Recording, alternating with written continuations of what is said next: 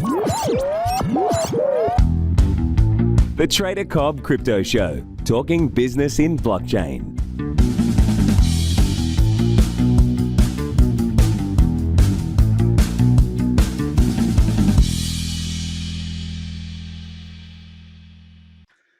Hello, everybody, and welcome to the Trader Cobb Crypto Show. Today's guest, I was just recently on his show, actually. It's the Crypto Crow, and I want to tell you a couple of things about this man. He has taken himself from what's a very similar path to most people, I think, from a mortgage advisor straight into cryptocurrency, and he's grown a massive audience of over 70,000 on YouTube, a massive influencer in the space, and somebody with a deeper voice than I. So it's an absolute pleasure to have you on the show, and thank you very much for your time today. Hi, thank you for having me. I appreciate it.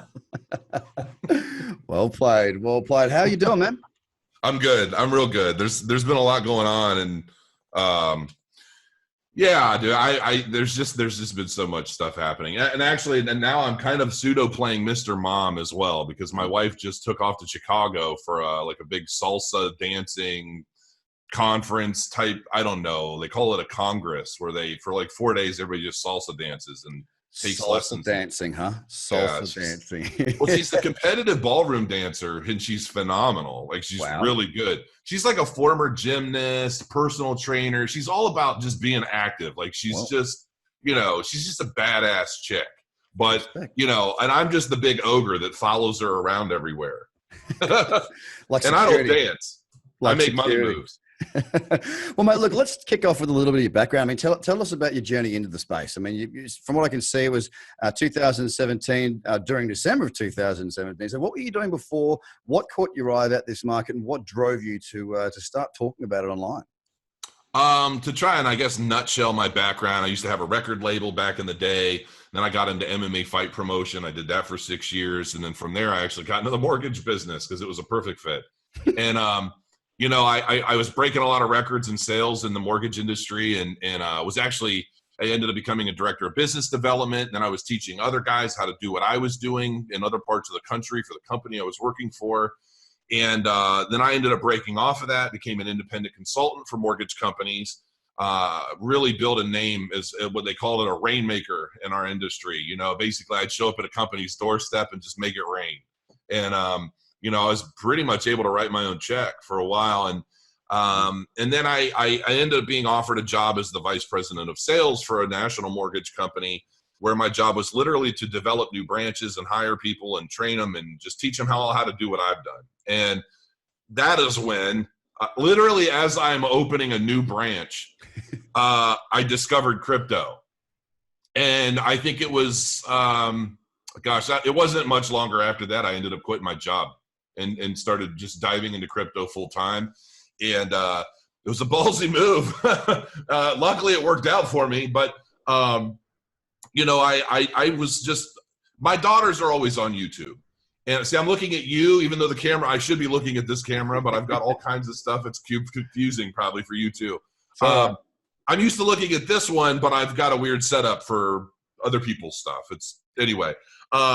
So, my daughters are always on YouTube, and they love it. And they're always watching all kinds of, how-to and how to do makeup and toy reviews and all kinds of silliness. Yep. And so I started, and at the time I was getting deeper into the traditional stock market, learning how to build a dividend portfolio. Yep. My late uncle, this is no BS, man. My uncles have been trying to get me to go on a camping trip with them for decades, and I never went. And I finally go, and I take my stepson, and we had a blast, and I saw all my uncles, and my Uncle Mike, who he's, just the best dude on the planet. He's actually the second tallest in my family next to me. He was 6'10". You're 6'10". Yeah, he's 6'10". I'm 7 foot. Oh, jeez. Yeah, my other uncles are like 6'8" and 6'6", so they go, we tear down. You should see us though at an Asian buffet. Everybody gets scared. So he was teaching me all about, we had this big discussion about investing in things and how, he could die tomorrow and my aunt would be set for life and she doesn't even know it yet, because of all of the investing. He joined like the Motley Fool and literally said, I just do what they tell me. And he was making a really good income from dividends. And the thing of it is, he had an issue with his aortic valve in his heart. Ooh. And he knew he could literally die at any day. And after he had basically had this big discussion, he got me all charged up about investing. Him and my aunt, it was a couple of weeks later, they flew to China for a vacation, and he died right there at dinner. Oh. Oh man, I couldn't drive. I got the news on a phone call, and I had to park my car. I couldn't even stand up. I'd lost it. I could lose it right now even talking about it. But you know, he to make Matt add insult to injury, they tried to hold his body ransom for 30 grand cash. No bullshit. The Chinese government did this. And luckily, my uncle was pretty high up at Continental Airlines. And I guess whatever big cheese like helped facilitate getting his body flown back to the U.S. And they made a big deal out of it. They had the whole military there. It was like a crazy whole thing. But the takeaway from all that is it was destiny, in the sense that after decades of not going on this trip with my uncles, I get inspired to get into the stock market. He passes on. I take what I learned in the stock market, and while I'm searching for elements of that to help me in traditional markets, I get exposed to crypto, and bam, the rest is history. It's completely changed my life drastically. Wow. That's the story. That's heavy, man. Thank you for sharing that. That's a deeply personal and very sad story. I'm sorry to hear that. I mean, that's it really is. There's a lot of ways in, and that's a very interesting one. But it got you into the space. And what I want to know is, I mean, you started off. Obviously, we know how you started off. We know why you started off. We know where you've been. We know where you are. Let's go from the beginning days. So kids are on YouTube. I've got kids too. Mine are on YouTube. I've sort of stopped them now since that Momo character came out or whatever it is. I don't want them to freak out. There's all sorts of weird shit going on YouTube, so I've cut that. But basically, you were sort of looking at that and going, okay, this is a thing. This is a popular thing. This is the new TV, right? Right. What made you decide to jump in and basically start from scratch and go, hey, I'm going to talk about this space? Because I've spent pretty much my entire life, whether I was in the music business or I was an MMA fight promoter, or in the mortgage business, anything I've done, I've always been an educator. Yeah. And one of the best ways to learn is to teach. Mm-hmm. And so, because it drives you to learn more so that you have more to teach, right? Mm. And so when I got into cryptocurrency and I realized what a powerful thing this is, you know, I knew that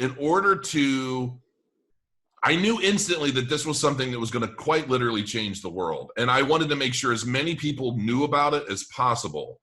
And, you know, I've done, you know, large, you know, I've had the, you know, I don't know if you've heard of the Better Business Bureau, but it's a big company here in the US. And, you know, they've actually paid me to go and train sales floors, you know, their entire sales teams at different offices for them. I'm used to speaking to people in mass and, you know, getting a reaction out of them, you know? And so it just felt natural to give it a shot on YouTube. And, you know, to me, I always looked at YouTube as kind of a joke, you know, like just some funny people wear stupid outfits and dance around. And I never really truly realized that you can make a career out of YouTube.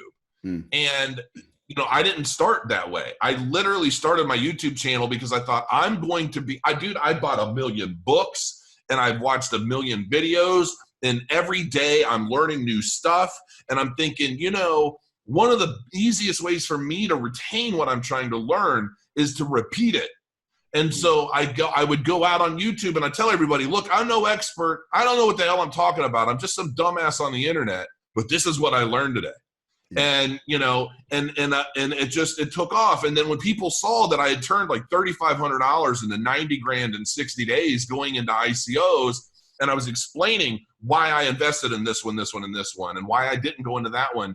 And that just started really accumulating a following. I mean, dude, during the bull run, I was getting 2,500 subscribers every day. And it was crazy. And I couldn't even keep up with, I kid you not, my phone, because of the mortgage business, people were looking me up and they're finding my number. My phone wouldn't stop ringing all day long, and I would get 1 million text messages. So I would have to shut my phone down. And after a while, then they would blow up my Facebook. And I'd still have countless Facebook messages that I had never even been able to go through. So, you know, and the whole time I never even used Twitter. And so then finally I realized, holy shit, I have 8,000 people on Twitter and I don't even use this for anything but spam. Like I used to use it to like build backlinks and things like that for, you know, stuff for SEO because I used to do websites and things. Yeah. So yeah, that was a really long answer, but I mean, it just felt natural and it worked out. Well, you're a good talker, and I mean that's one of the things. You got to entertain, you got to teach, and one of the things is being able to portray a message in a way for which is relatively simple, so people can understand it. And you know, it's a fascinating journey for most people into this space. And you have definitely got a huge following, so you've obviously done something very, very right. I wish I had started my channel back then. We were too busy trying to build a business. Unfortunately, that was one element that we missed out on. We've been working ever since to try and catch back up again. So, yeah, but just so you understand too, I had like 80,000 followers on YouTube. I've dropped down to 77,000. Oh wow, big deal! You've lost 3, huh? That's not bad. That's not bad in the winter. Well, yeah. Well, I know YouTube did a big purge and like completely, like a lot of people were buying subscribers and things. Yeah, right. I didn't even realize that was a thing. And somebody did a video where they did all these. They showed all the YouTubers that basically got sent to zero because their entire following is fake. So, how does that work? So, people. I guess there are by the number. Yeah, there are companies that you can pay. I guess to like, I want 1,000 subscribers, and they have these bots or whatever that they'll add to your subscribers, and up it goes. And up it goes, and then there are these bots post all kinds of bottish comments and all kinds. And well, YouTube did a purge recently, and I was like, this is going to be interesting. And I think I lost like 400 subscribers. Oh, well, that's good. You've got connected. Yeah, some people lost like their entire channel. So they're basically talking to bots the whole time and looking big. Right. Yeah. Everything's a hustle in this game, man. That's the thing. And it's growing up. It's definitely growing up, and it's taking its time to grow up, and it needs to take its time. It needs to do it properly. We can't miss the boat here. We've got to make it work. And, you know, we might have a little bit more pain. We may do, but ultimately I'm with you on this one. It's not going anywhere. You know, I threw everything that I was doing away and jumped into this full time basically started trading it full time probably around November, December of it last year. I started it in July of 2017. It takes a special really kind of man. Hey? Trade full time, man. I couldn't deal with the stress of it. Well, it is what you make it, man. Do you know what I mean? Like you're going, just so everyone's, Jason's going through all the content at the moment. I've given him the course to go through because I was on his channel recently. He was very interested in what I was saying. And look, you create the boundaries. That's the thing, is that you decide what you're going to do. Now, I sit here, I've got 4 screens around me. I've got charts all over the place, but doesn't mean I'm staring at them all day because I've got a process of elimination to find out my watch list. And let me tell you something right now. My watch list today there's 6 on it. And one of them is a non-trading pair. It's one that I'm already in. I'm long Binance from about a month or so ago. So for me, there's not much like today. There'll be no trades today. There's no issue. I'll just work on other stuff. And then I've got a meeting to go to catch up with. It's not an issue. You're the issue. It's up to you to make it work around the way you want it to work. I think that's what you'll pick up some of these bits and pieces. But look, we went through 2018, which was pretty painful for a lot of people. Yeah. Now, you got in December, so you went through that ICO boom, of course, and as you sold everything, you've probably seen a depreciation of the portfolio value, as I have in my investments as well. Now, question, what was your biggest takeaway from the crypto bear market of 2018? My biggest takeaway? What did you learn the most from? Interesting. I think if anything, oh God, that's so loaded because there's so many takeaway. I mean, this past year has been the most crazy learning experience ever. I mean, I went to school this year, you know, and so, and I'm still in school. I'm still learning every day. I'm like, I showed you all these books. I've got all this stuff cracked open. I'm reading. I can never just read one book. Books are like chocolate chip cookies. You know, I can't just have one, or potato chip. And, You know, it's funny. I was watching something on Mike Tyson recently, and he said a room without a book is like a body without a soul. Whoa. Exactly. I was like, that came from Mike Tyson. Says he now. Yes. Yeah. Well, touche. But, you know, I don't know. I mean, Custom Auto might have said that to him a long time ago for all I know, but I was like, oh, that is so true. So anyway, I mean, I think my biggest takeaway is to really do your homework because, you know, it's so easy for people to get caught up in what other people think and what other people are doing. And those people rarely have a clue what's going on because they're following other people. And it really only takes one voice to stir up a crowd, to stir up a mob, to stir up a whole community of people. And it's like it could very easily be the blind leading the blind. So, you know, don't ever invest in a project specifically because me or anyone else thinks it's great. You have to come to that conclusion on your own, and you never, and I know this is the biggest thing, you never invest more than you can afford to lose. And I think the reason people don't understand why that's actually the case. People hear that all the time, but they don't understand what the true meaning of that is. Of course you don't want to invest more than you can afford to lose, but it's not because you're expected to lose that money. It's because if you invest more than you can afford to lose, you're going to make bigger mistakes. You're going to make more mistakes, or you're not going to be as patient as you need to be. Yep. And it's going to force you to sell your positions at a loss because something random happens you weren't preparing for. And you're thinking, oh my God, I just invested $1,000. I don't really have, I can't afford to lose it. I got to sell it. And I got to get that $600 back before it goes to zero. And that's really not the case. But so many people, they jump in, they don't know what they're doing. They see something bad, and then they jump out at a loss. And that is why they call them weak hands or dumb money, because dumb money doesn't do the research necessary to become smart money. Those are some of my biggest takeaways from the past year of everything I've seen. And it's all about emotion. You've got to be unemotional. And I was speaking with Doc Severson just earlier this morning, another trader. And we were talking about how, you know, there was a generation that missed out on coming into investing. But, you know, that 2008 occurred. It was scary. No one wanted to be involved. Their parents were hurt. All this. And it was the millennials. They were the ones that watched this as, you know, teenagers or whatever. They watched it come up. They might have been, you know, 10, 12, 13, whatever it may be. Now, we're 11 years on from that. Now they're in this market in their early to mid-20s, right? They're now going into crypto, and it's their first foray into new markets. And the expectation that they have set is about, I want to do a 3x on my money every single freaking month, right? But if they went through that 16, 17 runs, that's what they're expecting, and that's what they're seeing. Now, what you've said is so on the money in the sense of accountability as well as emotion coming into that. What you said about, you know, don't just go and buy something because somebody said to buy it. This was happening left, right, and center, and people were doing really well. But what would happen? There'd be a cycle that would continue. And what they do is they go, I'm going to go and follow this bloke. And then all of a sudden they'll take a trade or buy this, you know, this token. It goes up and like, yeah, that guy's the best guy in the world. Yeah, everything's fantastic. I'm so smart. Yay, woohoo. And then the next one wouldn't work out and they go, oh, I'll move to the next person. Then they follow, oh, okay, yeah. And it would just be a revolving circle. And then when it all went to shit, they'd be like, it's him, it's her, it's this person. It's like, well, hang on. They didn't make you do anything. You're the one that needs to be held accountable here. There's only one person that can make your decisions, and that is you.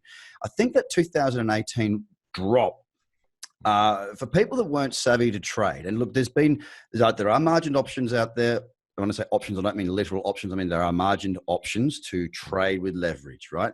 So we can trade short. You can hedge your portfolio. You've got to know how to trade, of course. But people weren't so interested in learning.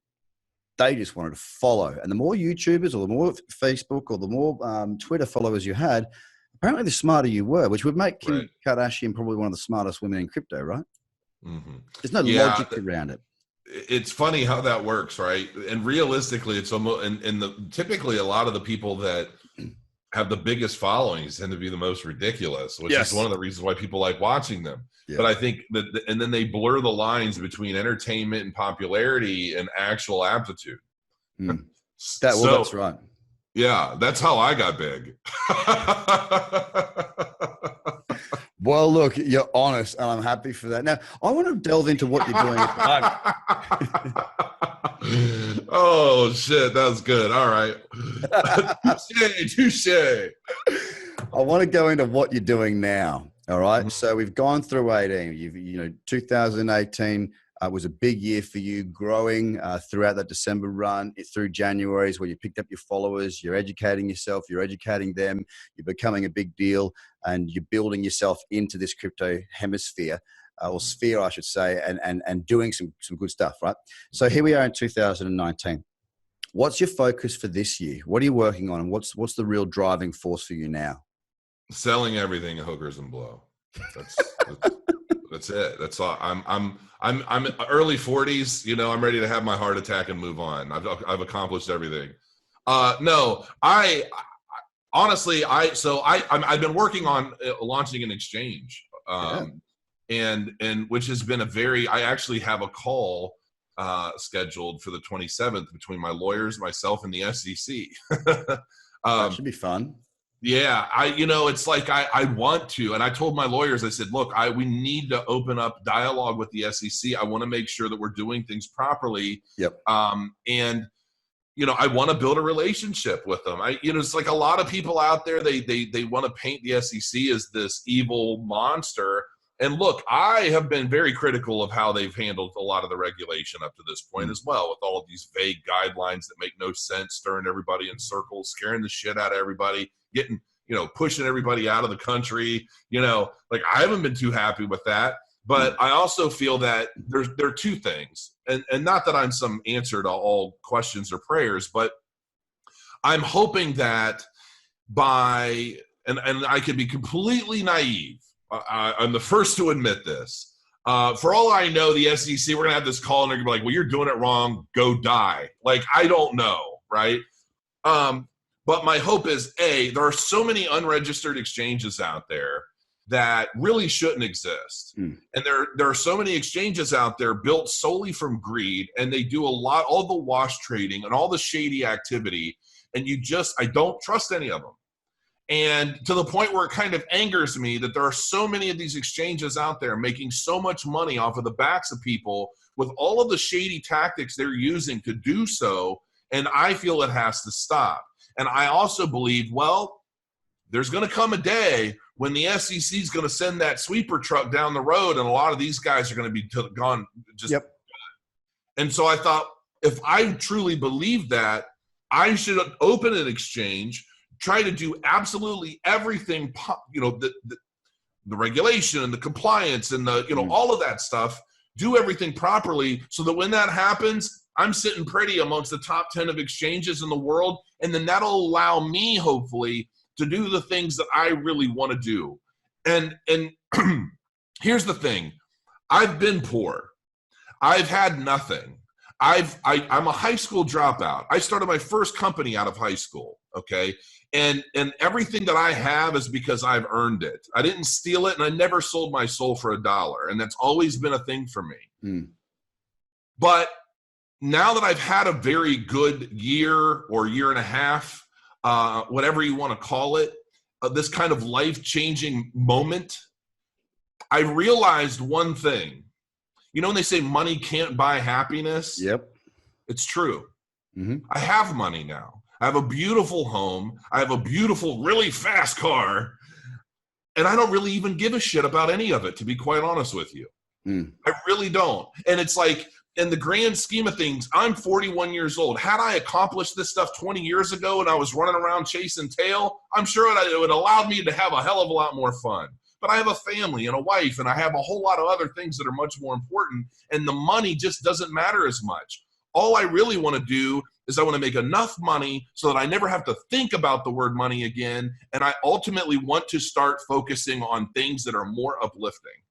And I'm hoping that something like an exchange will empower me with the ability to do a lot of the things that I feel will actually give my life more meaning outside of just spitting stuff on YouTube and talking to people about investments. There are enough people that do that. There are not enough people that are really, truly trying to change the world and make it a better place. And so that's ultimately what I'm hoping for. We'll see how it works out. I could just get fatter and grow old, die of a heart attack, and all this is nothing. So we'll see. Do it with a smile on your face and you're a winner anyway, man. Well, look, I respect that. You're obviously very passionate about it, and that's, I mean, you know it as well as anybody else, mate. That's what gets you there. You can't, if you're doing something for money alone, then it's not going to drive you when it gets really hard, because you're just going to chase that money somewhere else. You know, if you want a quick buck, then go and get a quick buck, but you're probably going to not end up doing as much for as long. And you'll probably create some enemies along the way. Doing something right for a good cause, that's a whole different kettle of fish. And so what's the plan for the exchange? I mean, is it set up? You're obviously working through the process because you're speaking to the SEC, but when are you hoping to launch and go live? And can we find out more about it anywhere? Yeah. Well, I mean, the website's it's https, / Crow's Nest X. That's Crow's Nest X is the name of the exchange. It's literally just a placeholder page right now, subscribing to the newsletter. There'll be a new landing page coming soon. Testnet is expected to be ready to launch in 3 to 4 weeks. And then we're going to run testnet beta to, if there are any bugs or any of that kind of thing, we're going to probably run that for 2 weeks, and then we'll go live. We've been fortunate enough to establish some pretty strong partnerships. So, one of the partners, to launch an exchange, you need to have, depending on what you're planning to do, you either need a broker-dealer license, which are really expensive and really difficult to maintain, or, money transmitter licenses in every state that requires one, or any country that requires one. And luckily, we found some ways. We partnered up with a national banking institution that's federally regulated and nationally chartered and all that. And they're basically handling all of the things that will allow us to operate throughout the United States. So it will only initially be a U.S.-based exchange where it's and we're not going to be trading securities. We're going to be focusing on utility tokens, and these are all elements that are going to be part of the conversation that we have with the SEC as we open dialogue with them to ensure we're dotting our I's and crossing our T's, and the structure and the foundation we're establishing is all legit. I don't want any surprises. And a lot of people say it's better to beg forgiveness than ask permission. And I think when it comes to the SEC, it's really the other way around. So that's what we're doing. And there are some other services that we're looking to potentially offer. People are going to be able to deposit through ACH or wire using fiat. And there are a lot of other things too that we're working on. I don't want the exchange to be the same as every other exchange out there, but some of those things are going to take time. And some of it's going to be a matter of just working out the legalities and the compliance issues associated with some of this stuff. So I don't want to give it all away yet, but I'm working on some really interesting stuff that I think people are going to really like. Well, I'm keen to hear more about that when we're off air. Rattle your brain a little bit more. But before we go off, because obviously we need to know where we can find out more about you. We know where we can find out more about Crow's Nest .x, right? crowsnestx.com. Sorry, crowsnestx.com. But what about you? Where can the people that are listening and watching this find out more about you? Pornhub. That's probably the best place to find out. 7 foot man. I don't know who your listeners are. This is probably completely inappropriate. I should be on Howard Stern, I think. That's probably more. Where can they find out more about me?